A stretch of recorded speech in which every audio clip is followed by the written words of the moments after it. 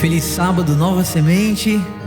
Um feliz sábado a você também que nos acompanha aí de casa. Que a presença do Espírito esteja aí com você também. A gente vai começar a adoração dessa manhã de uma forma muito especial, cantando uma canção que é inspirada na bênção sacerdotal que está no livro de Números, né?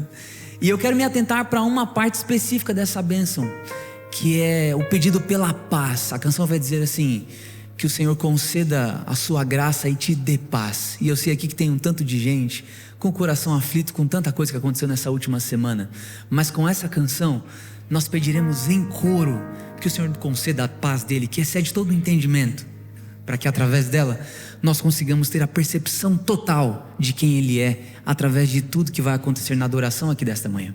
Então se coloque em pé diante de Deus e vamos cantar juntos esse hino, essa bênção, que você seja abençoado por ela e abençoe quem está ao seu redor também.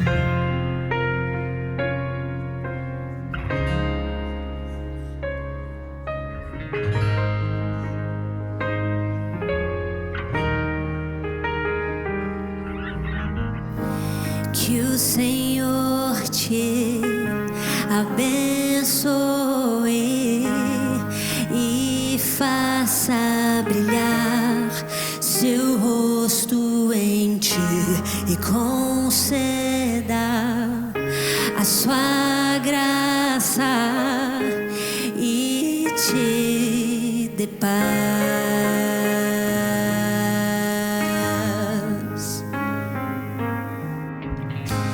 Que o Senhor te abençoe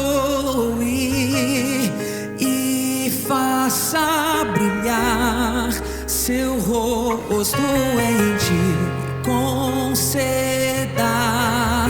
sua graça e te dê paz.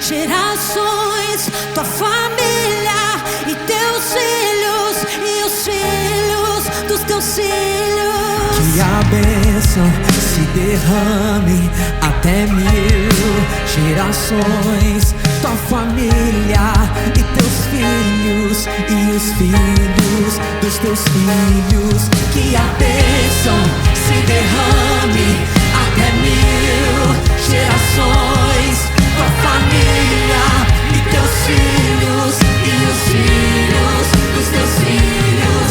Que a bênção se derrame até 1000 gerações, tua família e teus filhos e os filhos dos teus filhos. Sua presença te acompanhe por detrás, por diante,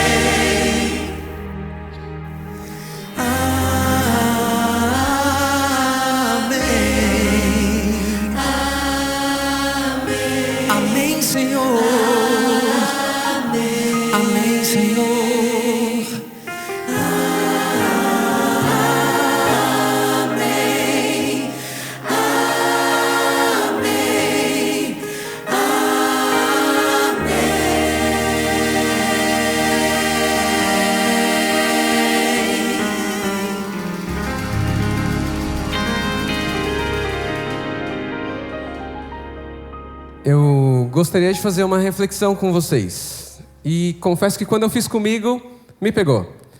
Quem tiver com o celular, não precisa fazer agora, mas daqui a um tempo, olha quanto tempo de tela você teve por dia ou você teve na sua semana. E fazendo esse exercício eu me surpreendi. Teve dias que eu tive 4 horas, teve dia que eu tive 5 horas e teve um dia nessa semana que eu tive 8 horas de tempo de tela. E aí eu comecei a me justificar para mim mesmo, né? Porque eu fiquei com vergonha. Eu falei, não, mas deixa eu ver o que é o Instagram, deixa eu ver o que é videoconferência, deixa eu ver o que é ligação. Mas no fundo, eu olhei e falei, puxa, errei. E a reflexão que eu trago é, será que eu tenho dedicado 8 horas para falar com Deus? Se eu fosse se tivesse um aplicativo da oração lá no céu e Jesus estivesse vendo um dashboard incrível agora, quanto tempo de oração o Danilo teria gasto essa semana? Por mais que seja dividido, oração de joelho, oração no alimento, oração no carro. Quanto tempo eu tenho dedicado para oração? Essa semana a gente viveu um momento como comunidade importante. Nós oramos juntos pela Ana, sobrinha do Igor e da Camila, pelo um acidente que ela sofreu lá em Curitiba. E a gente viu o agir de Deus sobre esse caso em específico. E eu tenho certeza que se eu fosse conversar com toda a comunidade, a gente veria o agir de Deus em casos específicos também. Mas o que eu quero trazer a reflexão mais uma vez aqui a gente ora porque a oração é o primeiro passo em reconhecer que Deus, Ele pode ir além da onde a gente pode ir. Mas a gente também não pode ficar na oração esperando apenas o agir de Deus. A gente tem que estar envolvido. Então você precisa de um trabalho, ora, se entrega, clama, mas se atualiza, entende as características daquele trabalho que você precisa e se prepara. Você precisa passar numa prova, ora, clama, entrega a Deus, mas também estuda. Você precisa da cura de uma doença, ora, clama mais uma vez com todas as suas forças, mas também se prepara, busca médico, não desiste, busca apoio. A oração, ela é a próxima milha e a gente confia no agir de Deus sobre isso. Para a gente ter ideia, na Bíblia existem mais de 650 menções sobre oração. Tem mais de 650 relatos onde pessoas oraram e mais de 450 orações respondidas. Eu queria te convidar, mais uma vez, a se entregar agora, a orar a Deus, para que a gente possa ter mais tempo, não de tela, mas com Ele.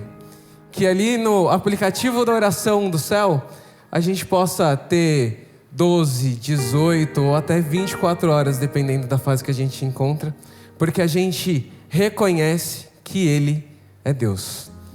Eu te convido a se ajoelhar para orar comigo nesse momento.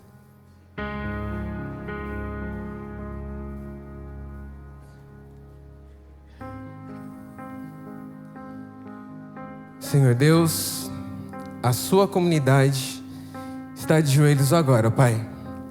A gente está aqui reconhecendo que o Senhor é Deus, que o Senhor é tudo em nossa vida e que o Senhor pode resolver qualquer problema, qualquer tribulação, não conforme o nosso desejo, mas conforme o seu querer sobre a gente.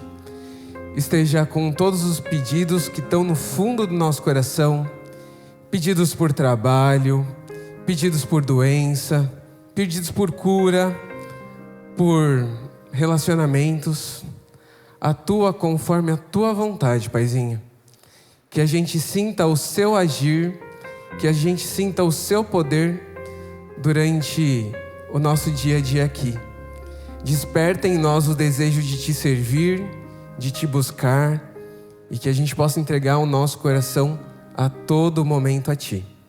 Cuida da sua igreja, cuida da sua comunidade. É o que eu te peço e te agradeço, em nome de Jesus. Amém. Distante de ti, Senhor, não posso viver. Não vale a pena existir. Escuta o meu mais que o ar que eu respiro, preciso de ti.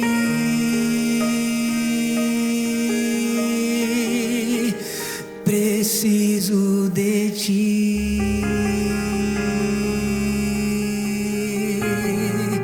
Preciso de ti.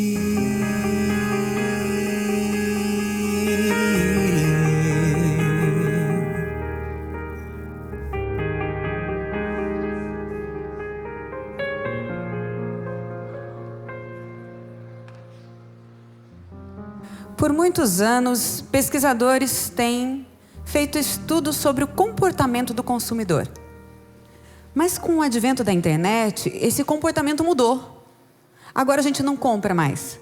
A gente compra, a gente mostra que comprou, a gente posta o que está consumindo e a gente avalia.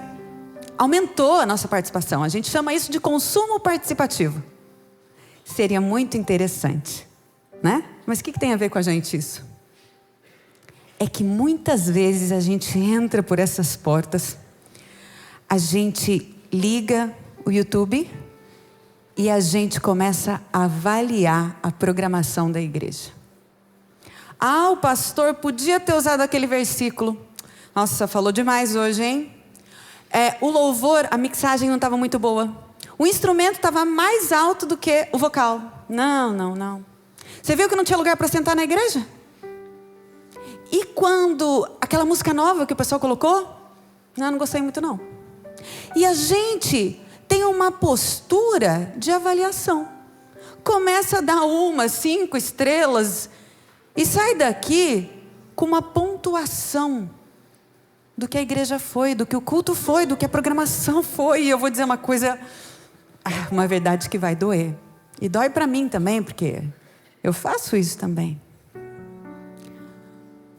Ninguém pediu pra gente a nossa avaliação no culto. Ninguém pediu isso pra mim, nem pra você. Porque tudo que esse pessoal faz nos bastidores, aqui e atrás das câmeras, eles fazem pra Deus, eles não fazem pra nós. E a gente se coloca numa posição de que acha que pode avaliar alguma coisa, sendo que Deus avalia o que vai no coração. Pior mesmo é quando a gente resolve não participar, não fazer parte dessa programação. E aí a gente não se voluntaria a nada, a gente reclama do serviço prestado e não devolvemos os dízimos e ofertas. Afinal, somos apenas consumidores. Essa aqui não é minha igreja. Eu vim consumir um culto. A Bíblia tem uma história muito parecida. É uma parábola que Jesus contou. E ela é tão atual que me assusta. Jesus conta a parábola que 2 homens entraram na mesma igreja, no mesmo culto.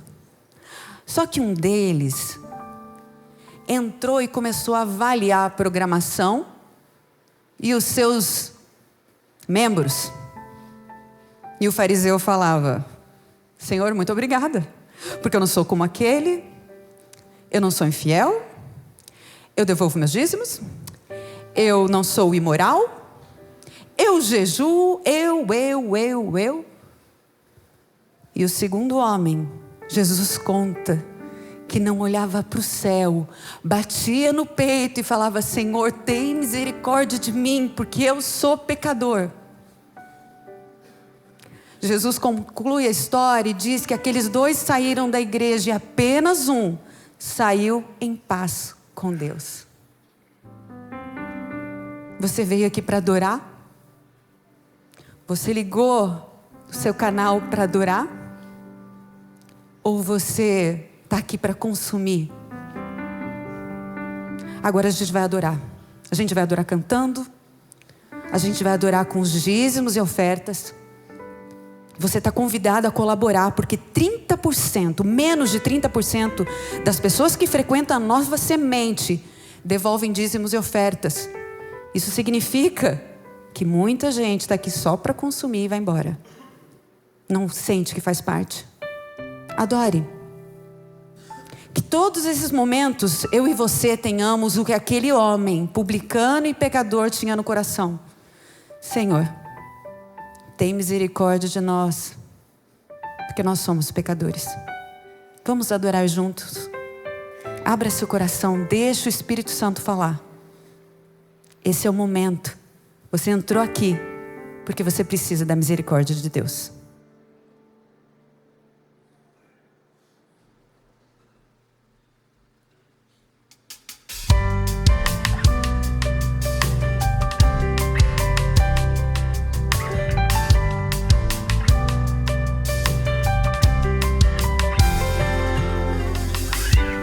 O que fazer por todo o bem que já nos foi dado e a graça que nos tem alcançado? Bem sei, não mereci o que escolher, viver ou reclamar insistente. O hoje é um novo presente, vou reconhecer tão grande amor, tão grande amor, seu grande favor.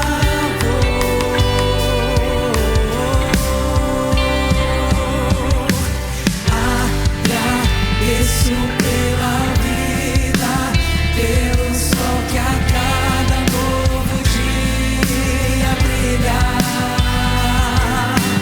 pela mesa o partido, pão a comunhão. Eu agradeço, agradeço.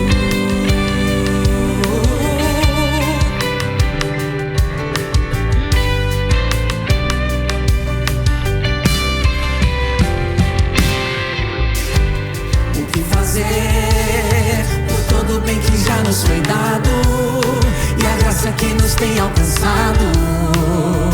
Bem sei, não mereci o que escolher, viver ou reclamar insistente. O hoje é um novo presente, vou reconhecer tão grande amor, seu grande favor.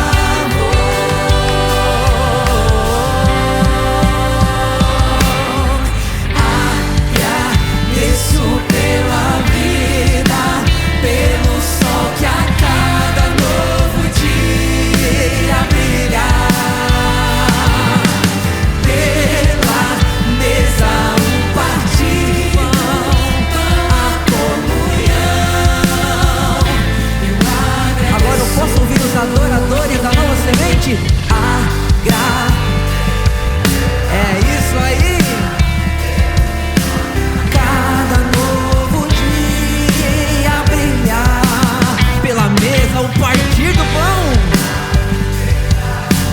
E é isso, a gente desenvolve nele um coração mais grato.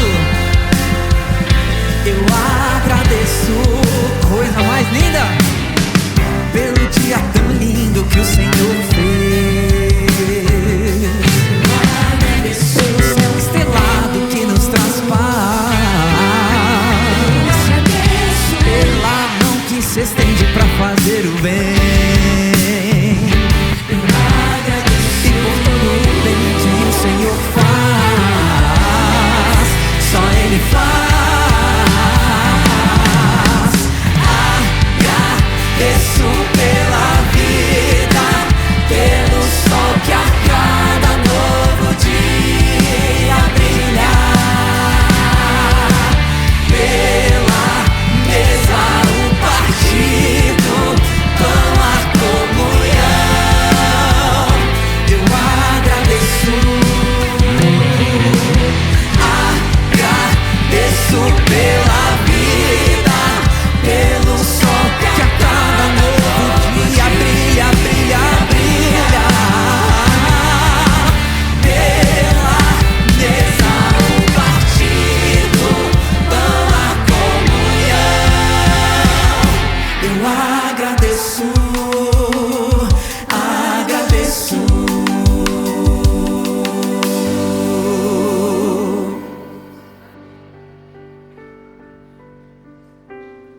Oremos.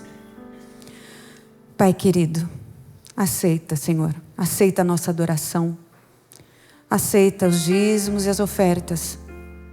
E por favor, Senhor, aceita nosso coração. Que nossa oração, que nossa mente seja de entrega. Que nosso pedido deixe para fora todas as coisas que ocupam a nossa mente durante a semana. E nesse sábado, santo sábado, possamos entregar a nossa vida como um sacrifício de aroma agradável a Ti. Perdoa as nossas faltas.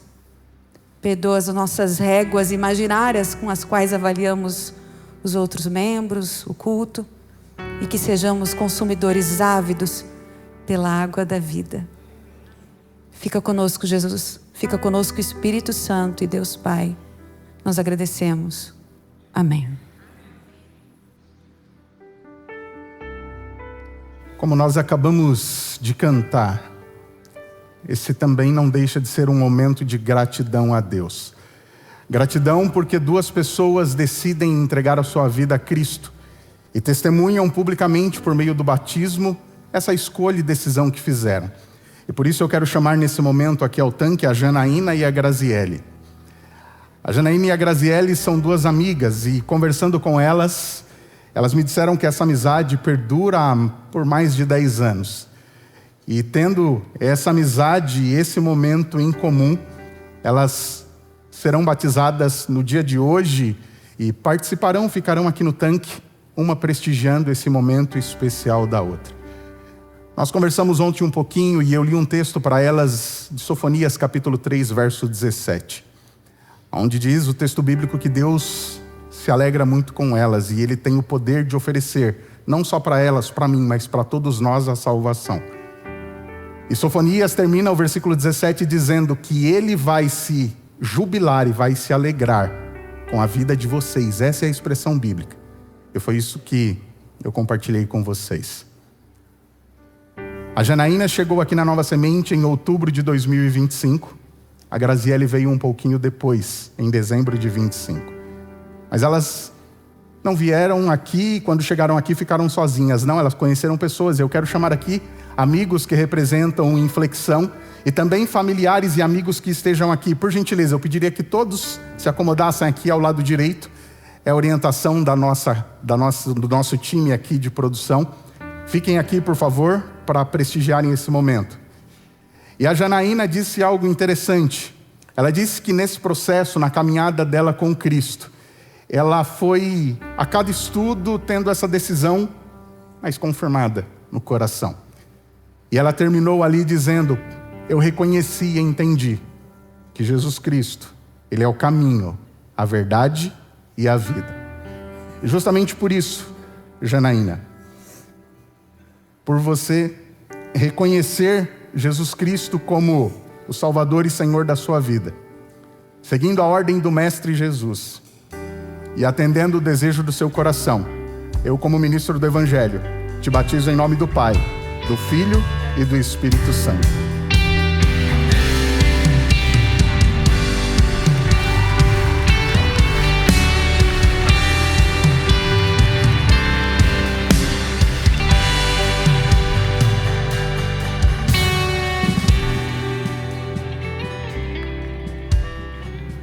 Como eu disse para vocês, a Graziele chegou um pouquinho depois aqui. E ambas foram acolhidas por esse grupo maravilhoso aqui. Talvez a pessoa que esteja sentada ao seu lado hoje não é conhecida de você. Mas talvez, assim como elas, talvez seja o primeiro dia em que essa pessoa está aqui.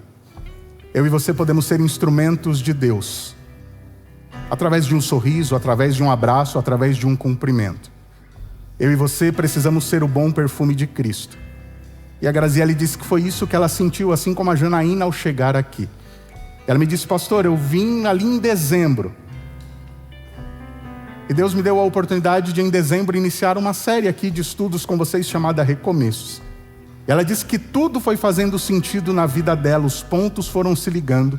A série que tivemos recentemente com o pastor e doutor Edemar, a cada pregação, a cada estudo bíblico, a cada contato com cada um de vocês, a Graziele também tomou a decisão de fazer de Jesus Cristo Senhor e Salvador da sua vida.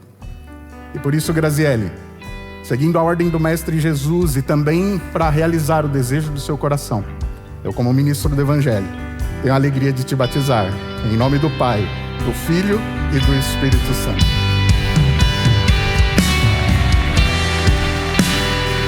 Deus te abençoe, que alegria, mil parabéns, Deus te abençoe.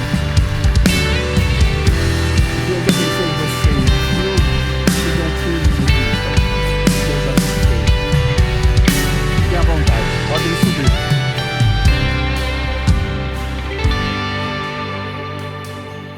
Obrigado a todos vocês. Queridos, eu não consigo descrever em palavras para vocês o sentimento que inunda o meu coração ao poder participar de um momento tão especial como esse.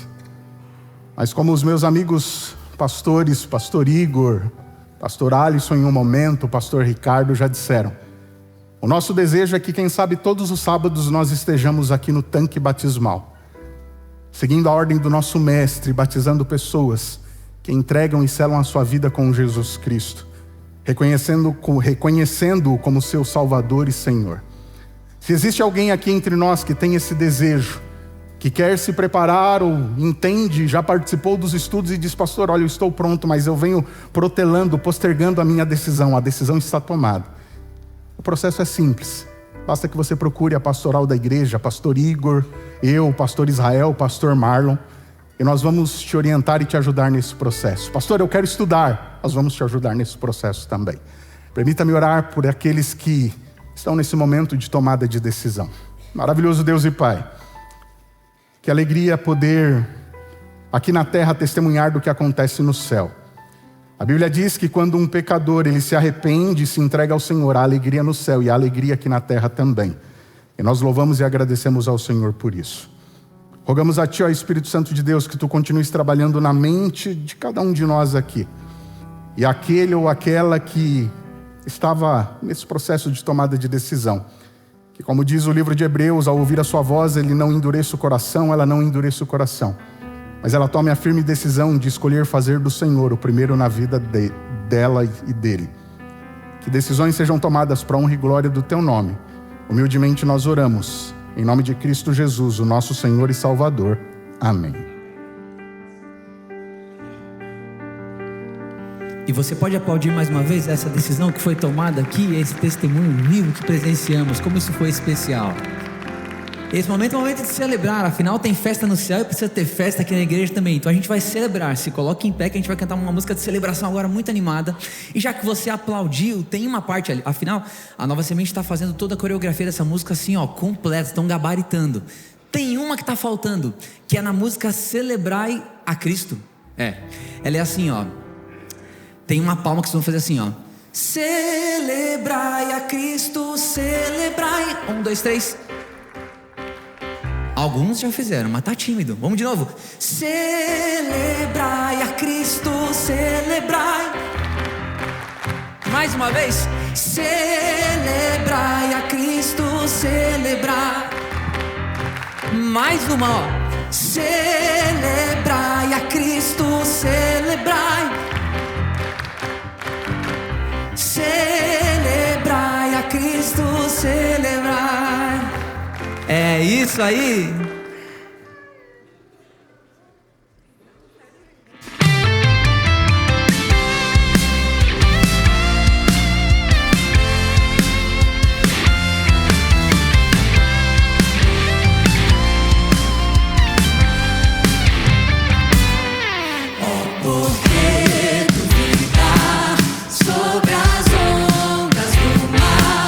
Quando Cristo caminho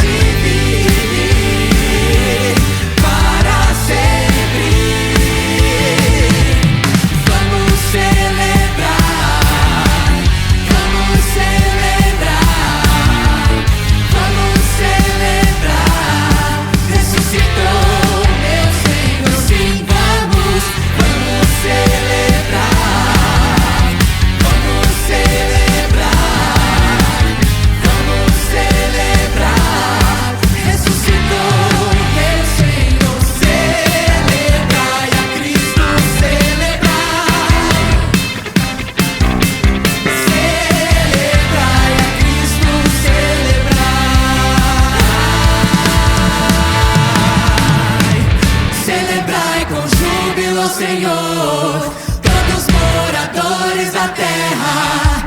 Servir ao Senhor com alegria, apresentai-vos a Ele com cânticos. Sabei que o Senhor é Deus, e eterna é a sua bondade e a sua fidelidade, de geração em geração. Aleluia, glória, aleluia, aleluia, glória, aleluia, aleluia, glória, aleluia. Agora eu quero ouvir você cantando a aleluia. É de quem já conhece a Jesus e a verdadeira. Que coisa mais linda, e o sentimento mais precioso é o amor que só tem quem já conhece a Jesus. E todo mundo adora junto.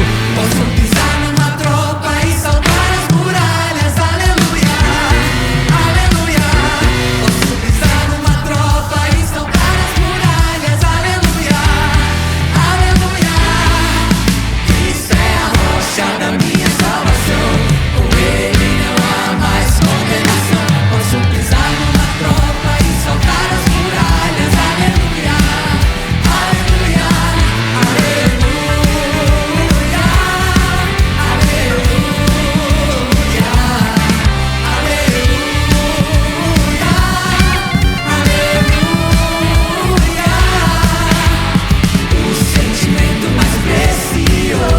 Que vem do nosso Senhor é o amor que só tem quem já conhece a Jesus, que só tem quem já conhece a Jesus, que só tem quem já conhece a Jesus. Aleluia, amém.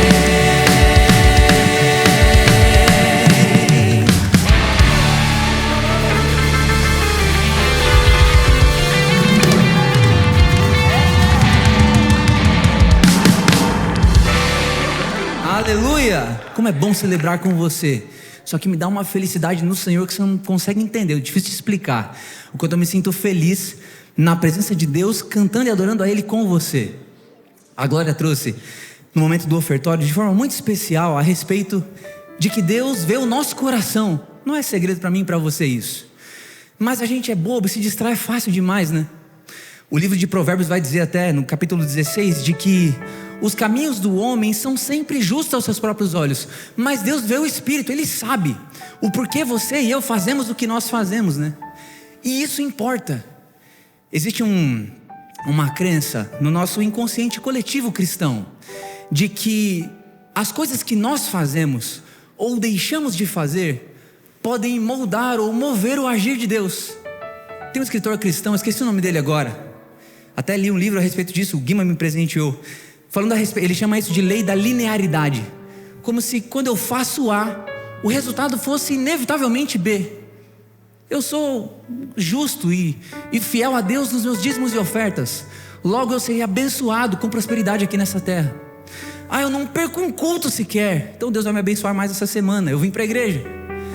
Eu dedico meus filhos ao Senhor, eu oro por eles, eu faço tudo, eu sou um pai, uma mãe piedosos, eu tento criar nos caminhos de Deus, tenho paciência, logo eu terei bons filhos também com corações piedosos. A gente vai entendendo e negociando com Deus as ações, mas isso traz um fardo e um peso muito grande, porque automaticamente se alguma coisa dá errado, e as coisas vão dar errado, porque nesse mundo aqui nós temos aflições, a gente sofre aqui, isso está além da vontade do Pai, não era plano dele, isso vai ser resolvido na eternidade. Mas quando alguma coisa dá errado, vem na nossa cabeça, eu estou fazendo alguma coisa errada, eu estou fazendo algo insuficiente, eu estou entregando menos do que eu deveria, e a gente vai tentando negociar, e a gente fica escravo e refém dessa dinâmica pecaminosa, porque isso não é de Deus. O que nós entendemos e cremos nele é que a gente não precisa fazer nada por ele. Nós não precisamos fazer absolutamente nada. Nós somos salvos porque ele é nosso Pai, porque ele nos ama, e por sermos salvos, então eu faço porque eu quero retribuir. Eu nem gosto tanto da expressão ou do termo voluntário ou voluntariado, dá uma ideia de que eu estou dividindo, eu estou dando algo que eu tenho. Eu não estou dando algo que eu tenho, eu faço porque eu amo, eu faço porque Ele me deu esse tempo aqui, então eu gerencio e dou e devolvo para Ele, porque Ele é meu Deus, eu amo Ele. Nós temos que vir para cá, não pelo que Deus é capaz de fazer. A gente tem que deixar de fazer as coisas pensando no que Ele pode fazer por nós, mas fazer única e exclusivamente pela presença. A maior bênção que nós podemos ter do Senhor é a presença dEle. Isso resolve tudo. Isso organiza a química do teu cérebro. Isso traz para você paz, para você dormir à noite. Isso te ajuda nas suas finanças em casa. Isso ajuda você no trato com a sua família, na educação dos seus filhos, em como você trata a sua esposa, o seu marido. Cristo sendo o centro da sua vida, a presença dEle. Coisas difíceis vão acontecer. Temos tantos exemplos, né? Eu fico imaginando Estevão sendo apedrejado, fiel no serviço, um pregador, morto apedrejado, como tantos outros. Você e eu teremos aflições aqui. E essa canção eu tenho, toda vez que eu canto, eu peço a Deus que Ele traduza através do Santo Espírito para o meu coração, para que eu entenda que Ele é quem Ele é na minha vida, independente do que Ele é capaz de fazer, porque eu escolhi o amar, porque Ele me amou primeiro. E é difícil cantar porque a música vai lidar com coisas tão delicadas. Ela vai dizer assim: se a doença vier, Ele é Deus. Como é difícil cantar isso, porque eu sei que tem pessoas doentes aqui. Vai dizer assim, ó: se a porta estiver aberta, Ele é Deus, mas se ela se fecha, pode ser a porta de um relacionamento que você esperava, pode ser a porta de um trabalho que você depositou todas as suas energias nos últimos anos para que desse certo. Essa porta pode se fechar. Ele é Deus. Como é difícil cantar isso. Então, mais uma vez eu faço essa oração com você, que o Espírito de Deus traduza esse louvor e faça com que ele faça sentido no nosso coração, para que não seja só algumas palavras nessa melodia, mas seja a nossa decisão contra a nossa própria natureza. Deus é Deus, independente de quem eu sou.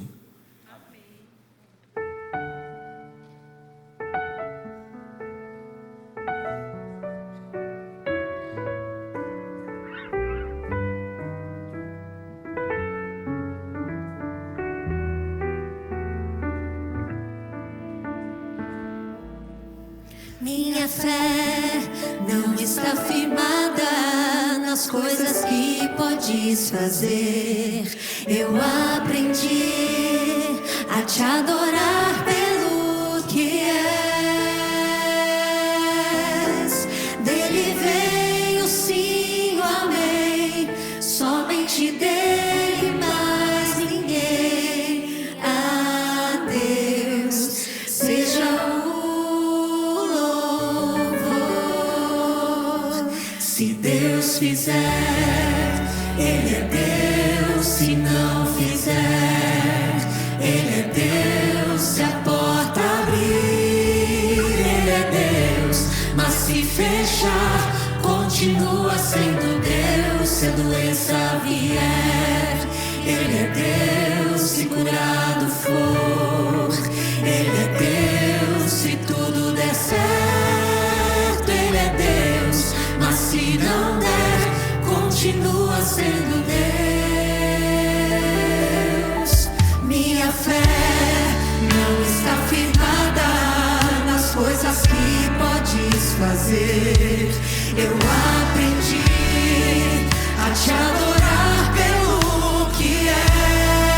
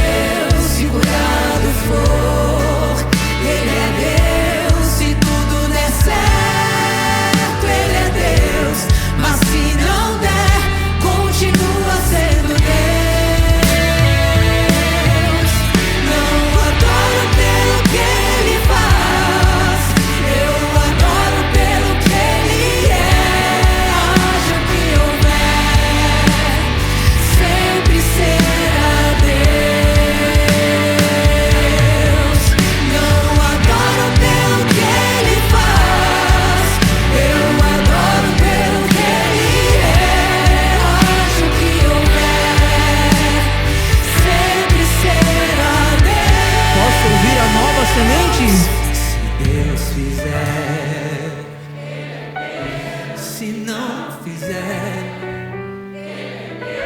se a porta abrir, mas se fechar, Ele continua sendo o nosso Deus. Se a doença vier, Ele é Deus. Se curado for, Ele é Deus. Se tudo der certo, Ele é Deus. Mas se não der, continua sendo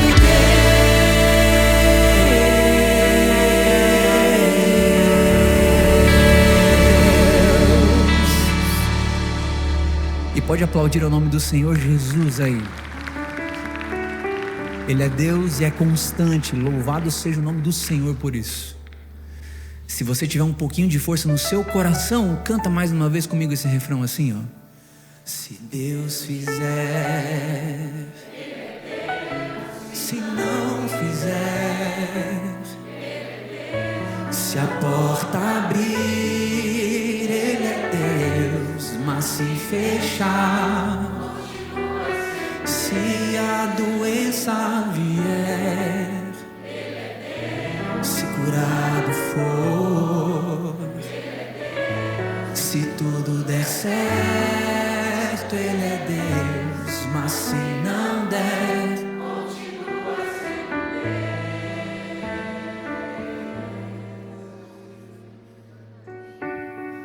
Maravilhoso Deus e Pai, como é bom servir a um Deus que é Deus por toda a eternidade. A grande verdade é que nós que somos seres que mudam, tem variação de humor, de atitude, mas louvamos ao Senhor porque Tu és um Deus santo, piedoso, gracioso por toda a eternidade. Senhor, humildemente nós oramos e rogamos a Ti e pedimos, Pai, que nessa manhã de fato e de verdade, essa mensagem que acabamos de cantar possa ser real na nossa vida. Que sejamos homens e mulheres que vivem e caminham contigo independente da circunstância. Que, como Paulo disse, andemos por fé e não por vista. Fala o nosso coração, humildemente pedimos em nome de Jesus. Amém. Bom dia a todos vocês, um feliz sábado. Sejam todos bem-vindos à Nova Semente.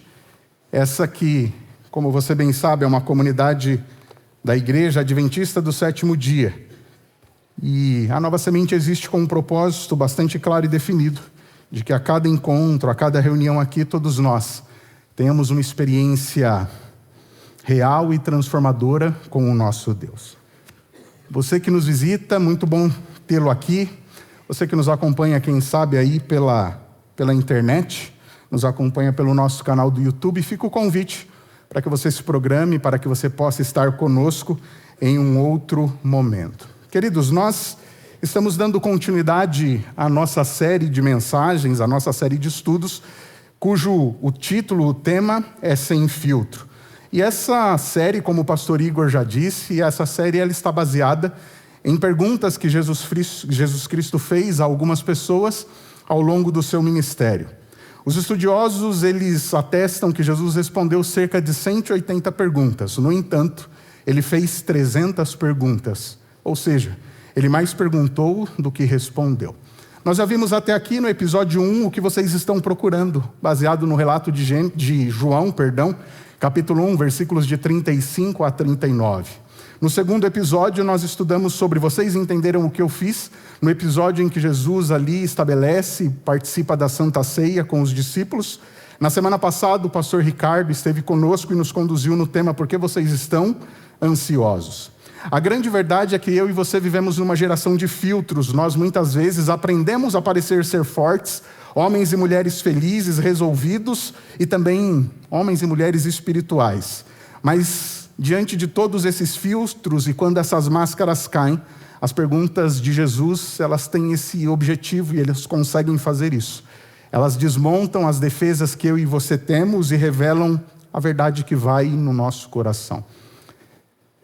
Rousseau certa vez escreveu falando sobre perguntas, e ele disse que fazer perguntas é uma arte mais dos mestres do que dos seus discípulos, porque é preciso já ter aprendido muitas coisas para saber perguntar aquilo que não se sabe. É por isso que os grandes professores, os grandes mestres, eles usam e têm essa habilidade comum de saber fazer perguntas. Um outro francês, Balzac, disse: a chave de todas as ciências é indiscutivelmente o ponto da interrogação, ou de interrogação. Devemos a maioria das descobertas ao como, e a sabedoria da vida consiste em perguntar para qualquer propósito: por quê? Quando nós pensamos no que Cristo fez, as perguntas que Ele dirigiu às pessoas, nós entendemos que Cristo tinha sempre por objetivo e propósito final trazer a transformação espiritual na vida das pessoas. Ele não queria que as pessoas permanecessem no estado e no estágio em que o encontraram. As perguntas de Jesus, interessante é que elas são para todas as pessoas, para todos os tempos, inclusive para nós, para eu e você que vivemos em 2026. Jesus, ele continua e quer continuar a inquietar a nossa mente, a mente daqueles que dele se aproximam. As perguntas de Jesus, queridos, elas nos obrigam a olhar para nós mesmos, olharmos para os outros e, por que não dizer, olharmos e refletirmos sobre aquilo que acontece em toda a sociedade. A grande verdade é que é impossível eu e você ficarmos indiferentes diante das perguntas de Jesus Cristo. O pastor Igor disse em algum momento, e eu corroboro do pensamento dele, as perguntas de Jesus, elas não buscavam informação, mas elas removiam os filtros, elas removiam as máscaras. E a pergunta que refletiremos hoje é a seguinte: você também não quer ir? Você também não quer ir? Por gentileza, abra sua Bíblia. Evangelho de São João, capítulo 6, versículo 60 em diante. Evangelho de São João, capítulo 6, o versículo 60 em diante.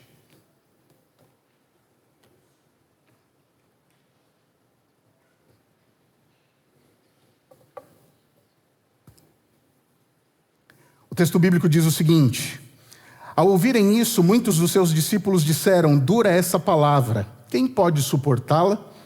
Sabendo em seu íntimo que os seus discípulos estavam se queixando do que ouviram, Jesus lhes disse: isso os escandaliza? Que acontecerá se vocês virem o Filho do Homem subir para onde estava antes? O Espírito da vida. A carne não produz nada que se aproveite. As palavras que eu lhes disse são Espírito e vida. Contudo, há alguns de vocês que não creem, pois Jesus sabia desde o princípio quais deles não criam e quem o iria trair. Versículo 65, e prosseguiu: é por isso que eu lhes disse que ninguém pode vir a mim, a não ser que isto seja dado pelo Pai. Daquela hora em diante, muitos dos seus discípulos voltaram atrás e deixaram de segui-lo. E aqui no versículo 67 nós encontramos a pergunta que Jesus dirigiu aos 12, e que naturalmente ele dirige a cada um de nós nessa manhã. Jesus perguntou aos 12: vocês também não querem ir? Simão Pedro lhe respondeu: Senhor, para quem iremos? Tu tens as palavras de vida eterna. Nós cremos e sabemos que tu és o Santo de Deus. Aqui nós temos um longo capítulo de 70 versículos, João capítulo 6, e nesse capítulo nós encontramos o milagre, um dos milagres mais grandiosos que Cristo fez. A multiplicação de pães e peixes, onde Jesus Cristo alimenta uma multidão de quantas pessoas? 5.000 homens. E esse ponto é interessante, porque de acordo com os estudiosos, embora eles contassem apenas os homens, essa multidão podia ser 3 vezes maior, 4 vezes maior, atingindo o grupo de 20.000 pessoas. E esse milagre ele foi tão importante que ele é relatado nos 4 evangelhos, nos 3 sinóticos e no evangelho de João. Só que aqui nesse trecho final do capítulo que nós lemos, nós encontramos algo interessante. Jesus diz alguma coisa, ele finaliza o seu discurso, o seu ensino, e o texto bíblico diz claramente que algumas pessoas começam a abandoná-lo. E com isso a gente entende que os ensinamentos de Jesus, eles não eram difíceis de compreender, mas eles eram difíceis de aceitar. E por isso, muitos dos líderes religiosos judeus interpretaram incorretamente aquelas palavras de Jesus. Eles rejeitam a Jesus, ficam escandalizados com aquilo que ele ensinou. Eles não apenas rejeitam, mas o texto bíblico diz claramente que eles abandonam a Jesus. E quando eu me deparo com esse texto, eu fico pensando, nossa, mas que atitude drástica, não? Mas trazendo para mim e para a sua realidade, será que hoje é diferente comigo e com você? Será que nós agimos diferente do que aquelas pessoas fizeram? Não sei se você concorda, mas eu e você vivemos na era e nos dias da personalização. Nós personalizamos tudo, aquilo que nós assistimos, o que ouvimos, aquilo que compramos, e aquilo que nós seguimos, a gente escolhe, eu quero sob medida. A grande verdade é que os algoritmos, eles aprenderam algo sobre nós. Eles nos entregam aquilo que apenas nos agrada. E a gente naturalmente, muitas vezes inconscientemente, age da seguinte forma. Se algo me incomoda, eu e você cancelamos. Se algo nos confronta, nós trocamos. Se algo exige mudança, nós muitas vezes abandonamos. O grande fato, queridos, é que eu e você vivemos numa cultura moderna que transformou a permanência em algo muito raro. Parece que tudo hoje, ou quase tudo, é descartável. Não sei se você já parou para pensar sobre isso. E sabe qual é o grande perigo e o problema em tudo isso? É que se essa lógica e esse mesmo padrão invade o meu e o seu relacionamento com Deus, eu e você corremos o risco de começarmos a viver aquilo que os estudiosos chamam de utilitarismo religioso. Ou seja, nós nos valemos da fé da nossa relação com Deus com um propósito puramente de troca ou vantagem pessoal. Você já ouviu falar da teologia da prosperidade? Quanto mais você entregar para Deus, mais Deus vai te dar. É uma barganha com Deus. Se eu e você não tomarmos cuidado, nós passaremos a nos relacionar com Deus baseados na premissa e a lógica do mercado. A relação com Deus tornar-se-á meramente transacional, ou seja, eu dou e entrego para Deus para receber. Nós vamos visar única e exclusivamente a prosperidade em todos os aspectos da nossa vida. E sem que pensemos e sem que muitas vezes entendamos, estaremos totalmente focados no alto interesse. O que é que eu vou ganhar servindo a Deus? O que eu receberei dele? O que é que ele pode me entregar? E talvez alguns pensem, pastor, mas você está sendo radical. Infelizmente não, queridos. Esse é o ensino bíblico que é praticado no mundo hoje. Muitos, como disse o apóstolo Paulo na segunda carta aos Coríntios, capítulo 2, 17, vivem mercadejando a palavra de Deus e apresentando esse tipo de ensino que dizem ser bíblico. Em vez de eu e você buscarmos a Deus por amor e submissão, muitas vezes nós nos voltamos para a religião, para o nosso relacionamento com Deus, estritamente pelo retorno, pensando no que Ele pode nos proporcionar. Prosperidade financeira, cura, status, alívio ou solução de algum problema que nós tenhamos. E por isso que vale eu e você refletirmos. Por que eu sirvo a Deus? Quando é que eu me relaciono com Deus? Eu busco e me relaciono com Deus quando tudo vai mal, quando as coisas desmoronam diante de mim, quando as coisas fogem do controle. Eu me relaciono com Deus independente da circunstância e momento, a todo instante. O que me motiva, o que te motiva a fazê-lo? Agora há pouco nós cantamos uma linda canção, Deus é Deus. E em determinado ponto da música, a letra diz, minha fé não está firmada nas coisas que podes fazer. Eu aprendi a te adorar pelo que és. Não o adoro pelo que ele faz, mas eu o adoro pelo que ele é. E a nossa oração deve ser, haja o que houver, sempre serás Deus para mim. Queridos, eu confesso a vocês que no transcorrer do preparo dessa mensagem, eu fiquei me perguntando se essa mensagem é real na minha vida. E se ela não for, ela precisa ser, porque como eu disse na oração, em 2 Coríntios 5:7, Paulo diz que o cristão deve andar por fé e não por vista.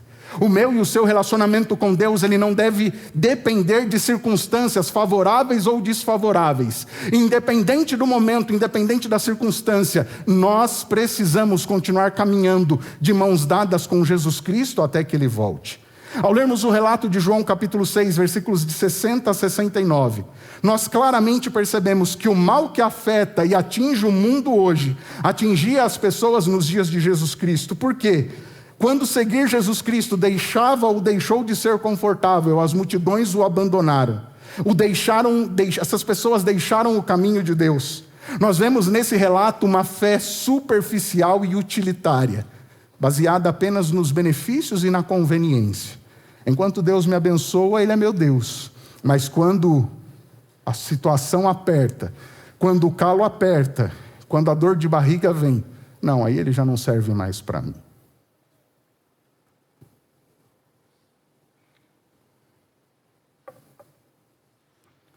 Uma grande pergunta que precisamos fazer.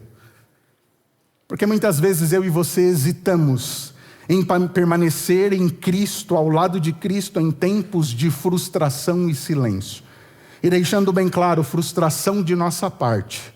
E muitas vezes aquilo que eu e você julgamos como silêncio de Deus, quando a gente para analisar e ler o texto bíblico claramente, não é silêncio, mas é tratamento de Deus para comigo e para com você.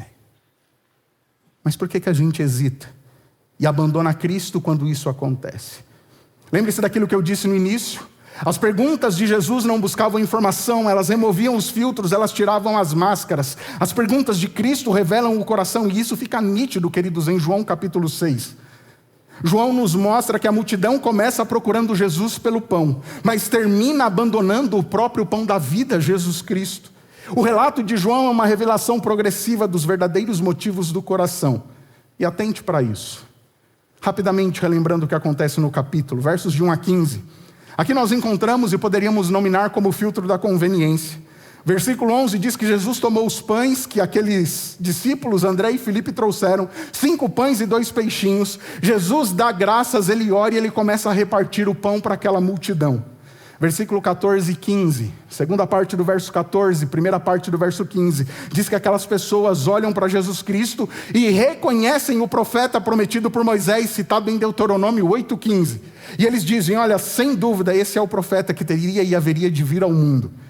E essas pessoas, o relato bíblico diz, elas tomam a decisão de proclamar Jesus Cristo rei à força. Elas tinham uma compreensão equivocada de quem era o Messias.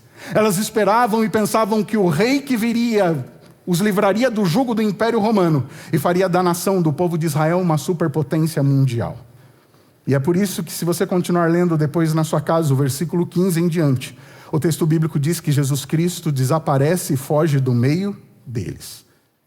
Você conhece a história? Jesus Cristo alimenta essa multidão de 5.000 homens, contando mulheres e crianças, como comentamos, 20.000 pessoas. É o único milagre, como eu disse, registrado nos 4 evangelhos. O povo fica maravilhado, mas João revela um detalhe importante. Eles não entenderam quem era Jesus. Eles não entenderam quem Ele é. Eles não queriam a companhia de Jesus, mas eles queriam alguém que resolvesse os seus problemas imediatamente. Eu falo por mim, e aí eu gostaria que você refletisse pensando em você. Quando eu e você nos ajoelhamos para falar com Deus, será que muitas e muitas vezes, pelo menos eu me reconheço na figura dessas pessoas, indo a Cristo, indo ao meu Deus e pedindo, olha, por favor, dá um jeitinho aí, dá uma força, resolve esse problema para mim. E sabe o que é o pior? Muitas vezes são problemas que eu mesmo causei. Sabe por que eu causei? Porque eu orei clamando por um sim de Deus, quando expressamente na palavra dele está dito não. E aí eu quebro a cara. E vou a Deus como se fosse o posto Ipiranga e digo para ele, tem solução aí para mim? Infelizmente era assim que aquelas pessoas agiam. E infelizmente muitas vezes eu e você agimos assim. O primeiro filtro aqui revelado é o da utilidade, é o da conveniência. A multidão desejava um Messias que produzisse pão, segurança e prosperidade. Elas queriam as mãos de Jesus, mas não queriam e não desejavam o coração de Cristo, refletindo na sua própria vida. Queridos, entendamos, muitos seguem Jesus enquanto Ele multiplica os pães, mas poucos permanecem quando Ele quer transformar o coração. E a grande pergunta é, em qual condição eu e você seguimos a Cristo? Avançando no relato dos versículos 16 a 24, nós vemos a tempestade que surge ali no mar. Os discípulos iniciam a travessia do chamado Mar de Tiberíades ali, o que na verdade era um grande lago. E no versículo 20 o texto bíblico vai dizer que Jesus Cristo aparece enquanto aqueles discípulos se debatem em meio à tempestade, temendo por sua própria vida.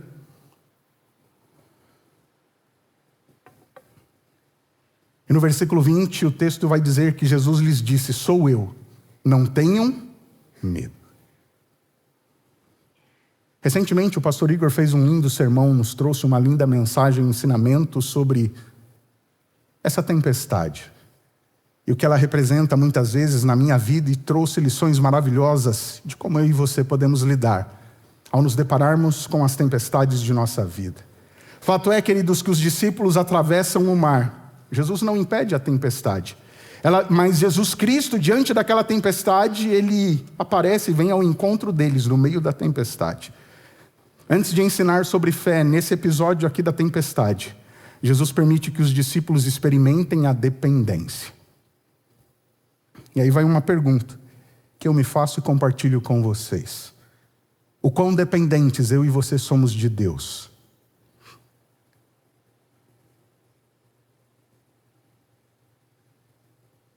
O quanto a gente depende dele? De fato e de verdade. Jesus Cristo queria ensinar esse sentimento de dependência. Foi por isso que Cristo não acalmou a tempestade imediatamente. E a gente entende que muitas vezes, antes de acalmar a tempestade, Cristo revela a presença dele. Queridos, Deus nem sempre vai remover a tempestade e a provação. Mas normalmente Ele fortalece os seus filhos durante a tempestade e a provação. Essa é uma marca recorrente nas Escrituras. E você se lembra das histórias de Daniel, de Paulo na prisão, de Jó, de Abacuque e de João Batista. A grande verdade é que quando a gente une a multiplicação dos peixes e o milagre que vem logo na sequência, Jesus Cristo acalmando aquela tempestade, indo ao encontro dos seus discípulos, a gente entende que a multiplicação dos peixes foi como que uma lição. E a tempestade foi a prova depois da lição, para saber se de fato e de verdade aqueles homens eram homens de fé e estavam vivendo um relacionamento íntimo e pessoal com Deus. Queridos, o maior milagre nem sempre é a ausência da tempestade, mas a presença de Cristo dentro dela, no barco da minha e da sua vida. Avançando, indo para a parte final do texto, entre os versículos de 25 a 59, se no trecho anterior, de 16 a 24, nós encontramos o filtro do controle, nos versículos de 25 a 59, nós encontramos o filtro da superficialidade. E alguns trechos diversos que compõem essa seção. Jesus Cristo olha para aquelas pessoas e começa a ensiná-los, e Jesus então ensina sobre o pão da vida.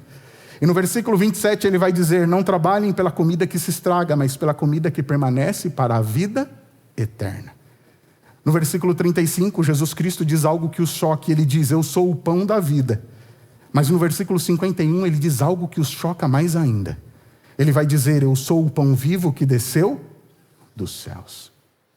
Nós não teremos tempo de esmiuçar todos esses versículos de 25 a 59.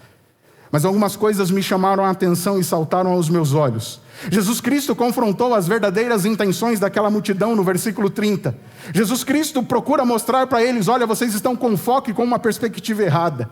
Aquelas pessoas foram atrás de Cristo querendo o pão que sacia a sua fome, verso 26. Mas no versículo 27, Jesus Cristo diz: o que eu tenho a oferecer e o que eu quero dar para você, Anderson, é muito mais do que o sustento físico. Filho, eu quero te dar vida eterna. Aquelas pessoas queriam alimento temporário, versículo 34. Jesus Cristo quer nos oferecer e queria oferecer para eles o alimento eterno, verso 35. E procurando então se apresentar como conhecedores da Bíblia e melhorar os seus argumentos, eles citam Moisés no versículo 31. E aí Jesus reverte e diz: olha, se vocês me apresentam Moisés, eu sou o pão que desceu do céu, eu sou o Filho de Deus. E Cristo apresenta a si mesmo nos versículos 32 e 33. Aquele discurso vai ficando cada vez mais incômodo e difícil para aquela multidão. O verso 28 retrata isso. E então Jesus Cristo deixa algo bastante claro para eles e para nós. Queridos, não basta admirar a Jesus Cristo. É necessário participar da sua vida, da vida dele. Receber o sacrifício e viver em comunhão com ele. O versículo 29, Cristo deixa isso muito claro. É por isso que lá em São João capítulo 15 ele diz: olha, Anderson, sem mim você não pode fazer nada. Eu sou a videira, você é o ramo, você precisa permanecer em mim. E no versículo 3 ele vai dizer: as minhas palavras São palavras de vida e elas já têm transformado vocês em São João 15, verso 3. Queridos, seguir a Jesus Cristo nunca foi apenas receber, mas sempre foi morrer para si mesmo, conforme diz Lucas 29, versos de 23 a 26. Se alguém quer seguir a si mesmo, tome a sua própria cruz e siga-me, envolve renúncia. Alimentar-se de Cristo é viver em constante comunhão com Ele, pela fé, por meio da palavra e através do Espírito Santo atuando e agindo na minha vida.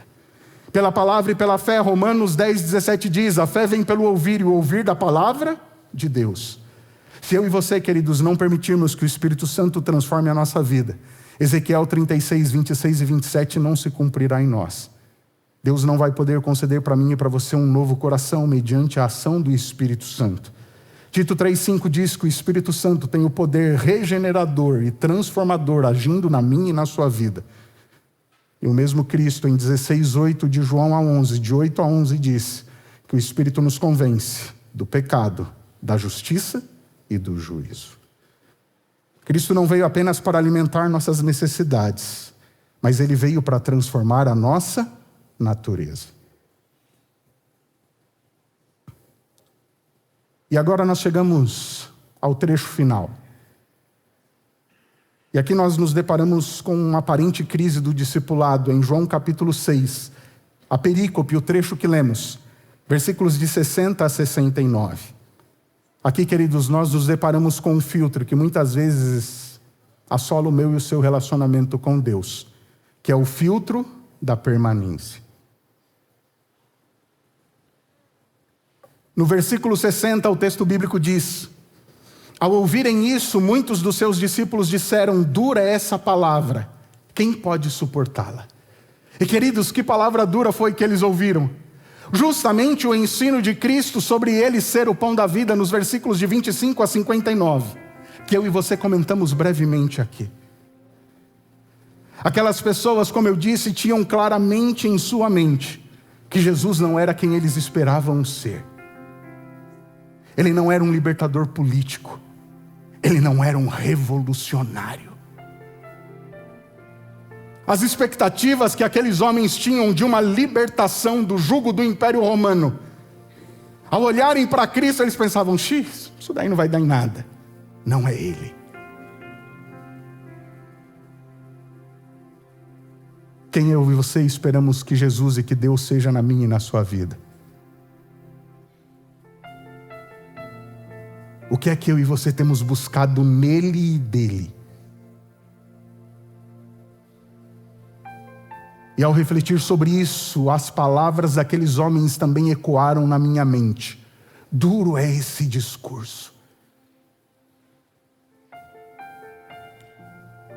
O Espírito Santo me impressionou a pensar e dizer, ei Anderson, acorda. Será que você vai ficar se relacionando com Deus nessa base de barganha, de troca? Porque você tem um título, que você fez uma faculdade de teologia, você é um pastor da igreja adventista, você pensa que por isso, porque você prega, porque você estuda a Bíblia com as pessoas, você pensa que por isso, se você pedir algo a Deus, querer trocar o que você faz para Ele, julgando ser um favor seu, Deus vai te abençoar. Não, filho, acorda. Deus te concede um privilégio de você poder cooperar, ser um co-obreiro, como diz a Bíblia, como diz Paulo, na obra de Cristo, de pertencer à família de Deus. Ei, para de pedir para Deus somente o pão que te sustenta, mas receba o pão da vida na sua vida, para que você desfrute da vida eterna.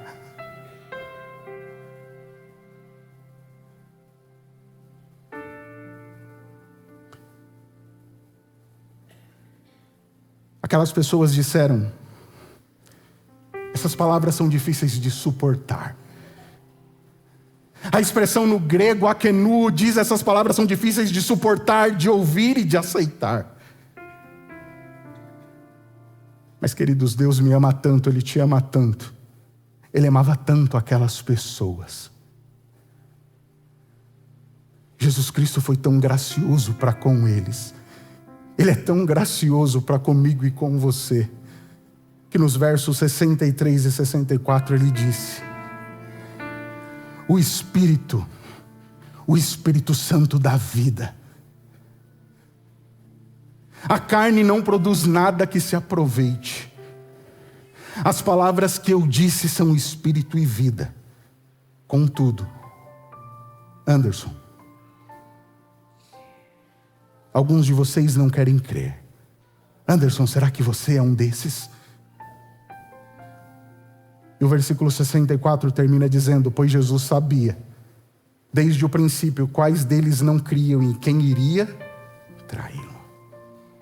É por isso que ao longo de João capítulo 5, no capítulo 5, verso 24, o texto bíblico diz claramente que Jesus Cristo conhecia o comportamento daquelas pessoas. No João 5,39 ele diz: examinem as escrituras, e vocês fazem isso porque vocês julgam nela elas testificam de mim, elas testemunham de mim.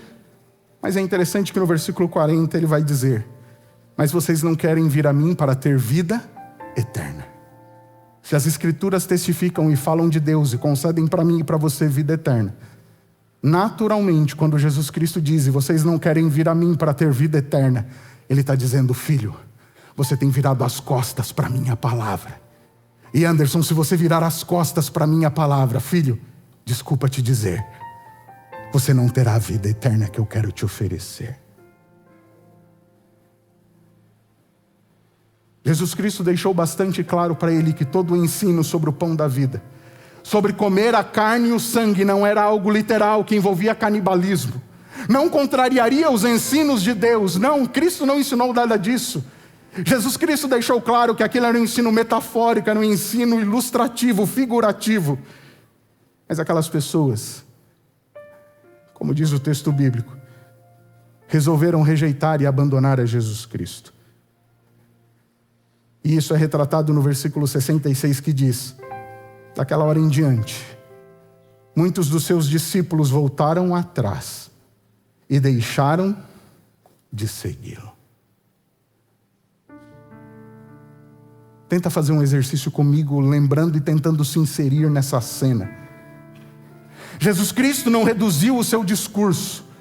Jesus Cristo também não procurou suavizar a sua mensagem. Porque em Mateus 5, 17 a 19 ele diz: eu vim para cumprir, eu não vim para abolir, eu não vim para revogar, eu vim para cumprir.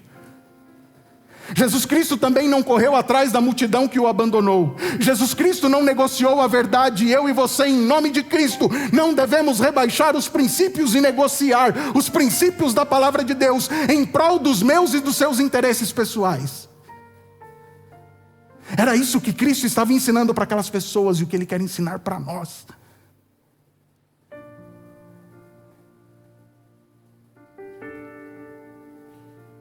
E sabe por que Jesus Cristo não reduziu o discurso, não suavizou a mensagem, não correu atrás da multidão e também não negociou a verdade? É porque, queridos, o problema não era compreensão, mas o problema era compromisso.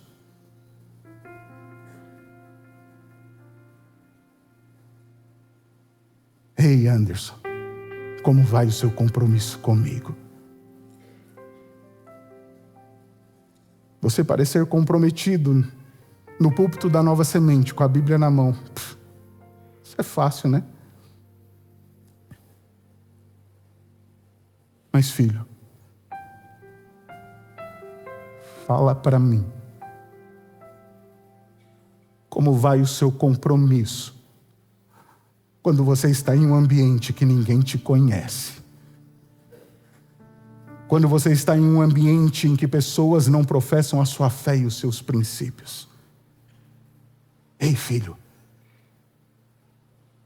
o seu compromisso comigo, ele permanece, ele persiste.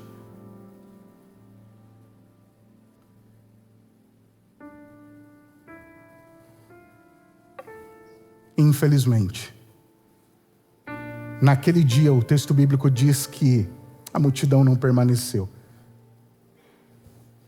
Todos foram embora. Ficaram apenas os 12. E há um detalhe interessante aqui. Nós lemos que Jesus Cristo sabia que um dos 12 iria traí-lo. Mas naquele momento os 12 demonstraram fé em Jesus Cristo.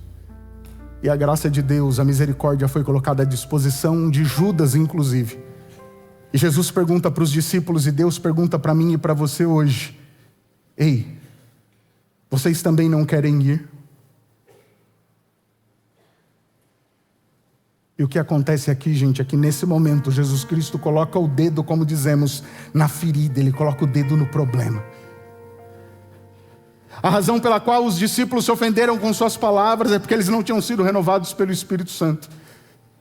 Eles não tinham se rendido e submetido à ação do Espírito na sua vida. E quando Jesus se encontra com Nicodemos, ele deixa isso bem claro. Ele diz: ei filho, aquele que não nascer da água e do Espírito, esse não pode ver o reino de Deus. Nicodemos conhecia a Bíblia de capa a capa, mas Nicodemos demonstrava perante Cristo que ele conhecia a Bíblia, mas não conhecia o autor da Bíblia. Ele se relacionava com o texto, mas não se relacionava com o autor do texto. E talvez aqui hoje entre nós, e eu me incluo nisso, hajam homens e mulheres que talvez apenas conheçam o texto, mas que infelizmente não conheçam o autor do texto.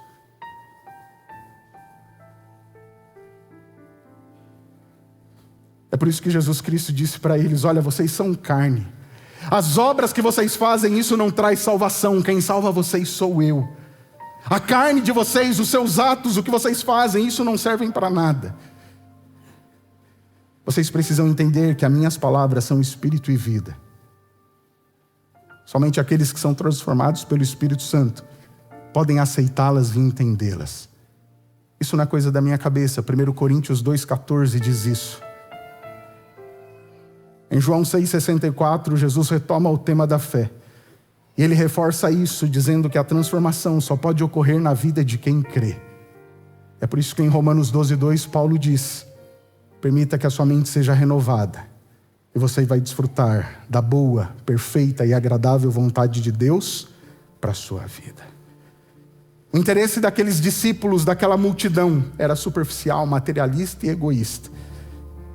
E conhecendo a natureza daquelas pessoas, como diz João 2, de 23 a 25, Jesus sabia o motivo pelo qual eles iriam embora, pelo qual eles foram embora. Queridos, quando eu e você bloqueamos a iniciativa de Deus e tentamos fazer as coisas de acordo com a nossa ideia, com as ideias pré-concebidas, o Senhor não pode realizar o milagre da transformação e da graça na nossa vida. Essa graça que salva, educa e que transforma, como diz Tito 2, de 11 a 15. O interessante é que nesse trecho, no versículo 68 em diante, Pedro vai responder quando Jesus pergunta, e Pedro fala em nome dos 12. Vocês não querem ir? Pedro diz: Senhor, para quem iremos? Tu tens as palavras da vida eterna. Nós cremos e sabemos que tu és o Santo de Deus. Pedro faz aqui uma das maiores confissões de fé do Novo Testamento e de toda a Bíblia. Com Pedro, eu e você podemos entender que a fé madura não se apoia em explicações completas, mas em um Salvador confiável. Pedro não tinha entendido tudo, mas ele entendeu o suficiente. Só a vida em Cristo Jesus. A fé de Pedro, como de toda aquela multidão, foi provada, mas a escolha de Pedro foi diferente. E a minha, a sua fé, mais cedo ou mais tarde, será provada. 1 Pedro capítulo 1, versos 6 e 7 diz isso. A grande questão nunca será: você acredita, Anderson? Mas a questão será: você vai permanecer, mesmo quando não entender, mesmo quando Deus aparentemente estiver em silêncio. Eu concluo, queridos, pensando com vocês que João capítulo 6 é uma espécie de radiografia da fé humana. Porque todo esse relato, Jesus vai removendo os filtros um a um. O filtro da conveniência, o filtro do controle, o filtro da superficialidade. E lá no final, eu e você vimos no relato bíblico, no início do capítulo havia milhares. No final restam apenas 12. A multidão escolheu os pães, Pedro escolheu o pão da vida. A multidão escolheu o conforto, Pedro escolheu a Cristo. A multidão escolheu o imediato, Pedro escolheu o eterno. Mas a questão aqui não para lá, a questão é: o que eu e você escolhemos? Qual é a minha e a sua decisão?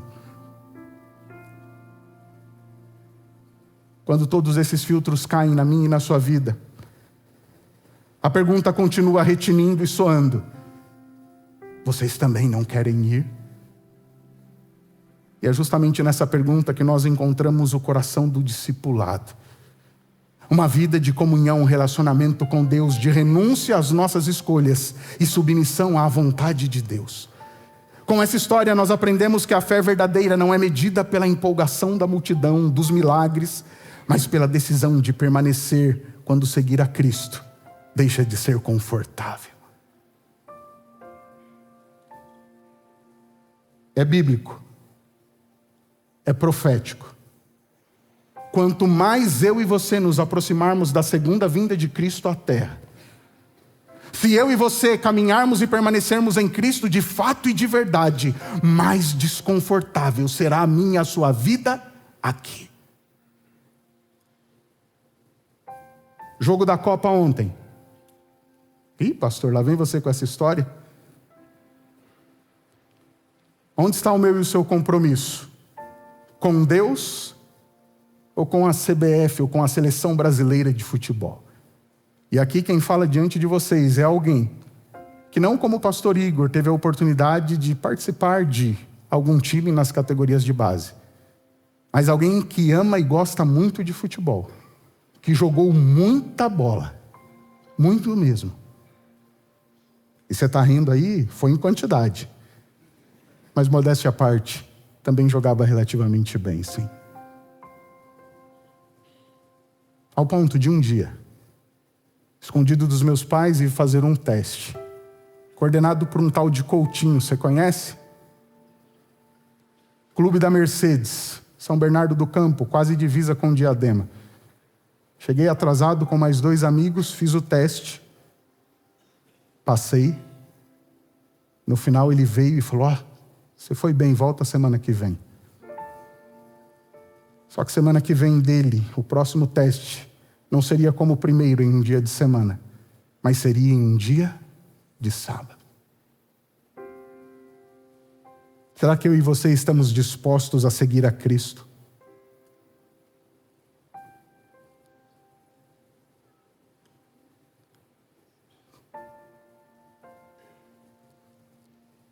Será que nós estamos dispostos a segui-lo a todo custo, a todo preço, abrindo mão daquilo que eu e você gostamos, mas que talvez não seja aquilo que Deus quer de mim e de você? Pastor, mas eu busco, eu leio a Bíblia, mas eu não entendo o que Deus quer de mim e de você. Recadinho de Deus para mim e para você nessa manhã, de modo direto, objetivo e sintético, Miqueias 6:8. Ei, Anderson, ele mostrou a você, homem, o que é bom e o que o Senhor exige de você: que pratique a justiça, ame a misericórdia, a fidelidade e ande humildemente diante do seu Deus. Anderson, vou deixar mais claro para você: praticar a justiça, amar a misericórdia e a fidelidade é o seu relacionamento interpessoal com as pessoas, como você trata a sua esposa, como você trata a sua família, como você trata as pessoas no trabalho, na escola, na faculdade, em qualquer lugar, na igreja também. Agora, andar humildemente com o seu Deus envolve o nosso relacionamento, filho. Está aqui o exemplo, está aqui a receita para mim e para você.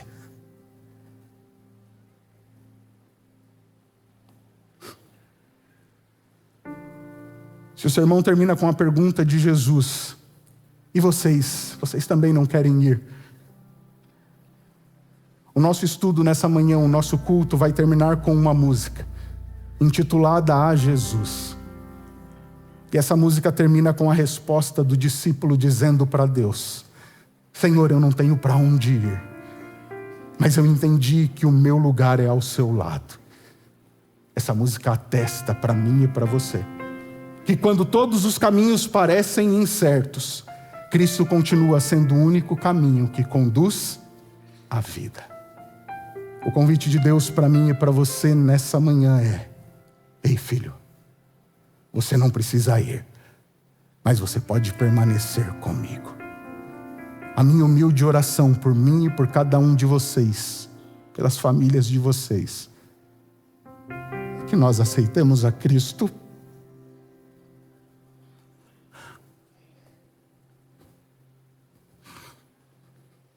de tal forma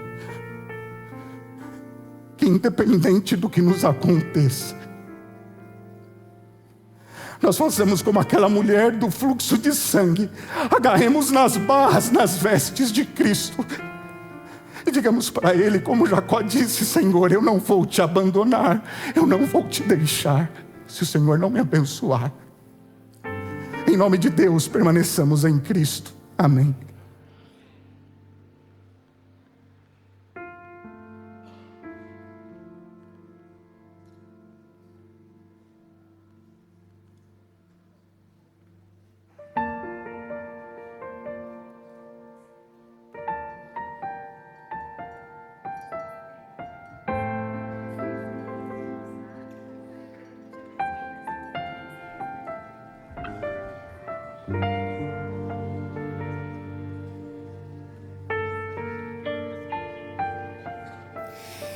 foi muito perdoado. Deveria saber o valor de ser amado, mas por outro lado, o bem que eu quero fazer, de fato eu não faço. E dependendo do pecado, eu nem me sinto incomodado. Então esbarro na tua palavra e sou confrontado. Não adianta fingir que está tudo bem. Se de ti eu recebi perdão, mas não consigo perdoar ninguém. A outra face eu não dei, só o meu ego escutei. Até amei os meus amigos, mas meus inimigos odiei. Na minha hipocrisia me achei melhor que o outro, sem perceber a trave que estava no meu olho. Em pele de ovelha, agindo como um lobo, me esqueci do reino, juntando os meus tesouros. Ah, Jesus, quebra o meu orgulho e faz-me olhar pra cruz. Tira a dureza do meu coração. De joelhos eu imploro o teu perdão, pois tua graça joga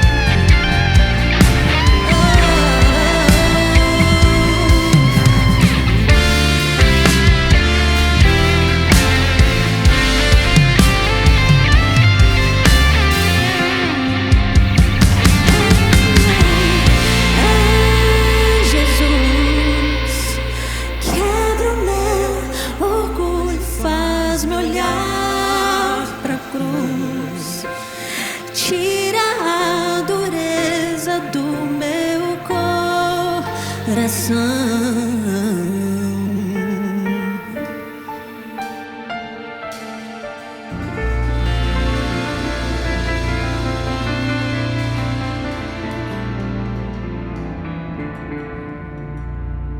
Maravilhoso Deus e Pai,